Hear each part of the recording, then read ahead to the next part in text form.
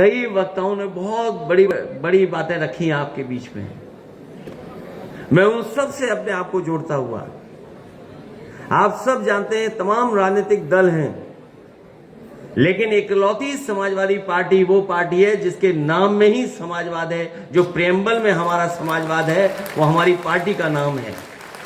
देश में कोई और दूसरा दल नहीं है। तो नेताजी ने इसी मिट्टी से उठ करके, इसी मिट्टी में जोखिम उठा करके, इसी मिट्टी में खून पसीना बहा करके इस विचारधारा को और इस पार्टी को यहां बनाने का काम किया। मुझे याद है पिछले चुनाव में जिस समय आह्वान हुआ कि हमारी पार्टी आगे बढ़े, मैं धन्यवाद देना चाहता हूं उत्तर प्रदेश की जनता का, जिन्होंने समाजवादी विचारधारा को और हमारे गठबंधन को सबसे ज्यादा वोट दे करके सबसे बड़ी पार्टी उत्तर प्रदेश में बनाने का काम किया। क्योंकि बहुत सारे हमारे कवि 1-1.5 घंटे से आ गए होंगे। जब मैं आया इस हॉल में तभी मैंने देखा कि हमारे सभी कवि लोग यहाँ पर मौजूद थे, क्योंकि उनको बहुत लंबा कहना भी है। मैं इतना ही कहना चाहता हूँ कि जिन परिस्थितियों में हम और आप लोग राजनीति कर रहे हैं, हमारे आपके सामने बहुत बड़ी चुनौतियां हैं और ऐसी ताकत से हम लोग लड़ रहे हैं जिसके पास सब कुछ है, और इतना कुछ है कि हम और आप लोग कल्पना नहीं कर सकते। वो अपनी बात को सही साबित करने के लिए उन्हें अगर कुछ भी किसी का भी सहयोग लेना पड़ेगा तो वो लेने का काम करते हैं। अभी हाल ही में आपने घटना देखी होगी जिस समय लोकसभा में बाबा साहब भीमराव अम्बेडकर जी के सम्मान में सभी दल के लोग एक हो गए और सत्ता में जो दल है उनके होम मिनिस्टर से माफी मांगना चाहते थे कि माफी मांग लें। आपने वो देखा होगा टीवी पर भी कि घटना को कैसे बदला उन्होंने। शायद जो सांसद लोग चोट खाए हैं वो हमारे बड़े बड़े एक्टरों को फेल कर चुके हैं।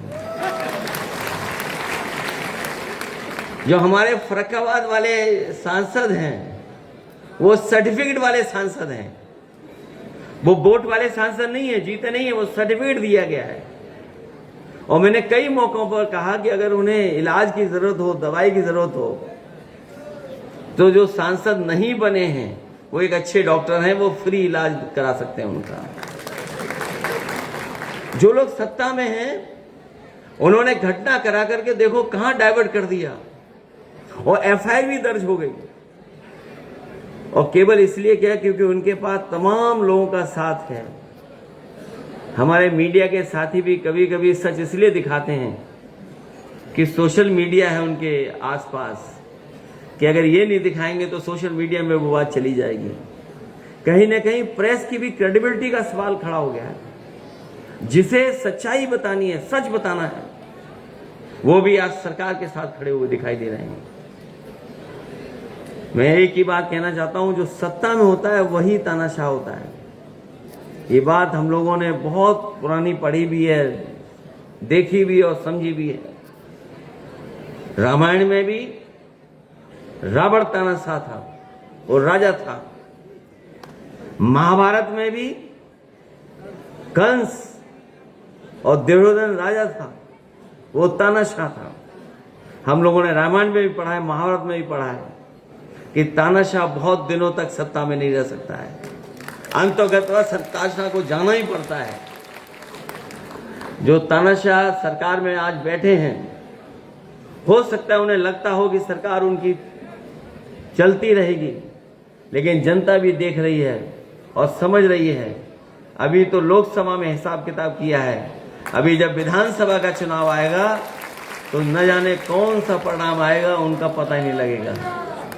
इसलिए मैं आप सबका धन्यवाद देता हूं, क्योंकि कवि लोग बैठे हैं,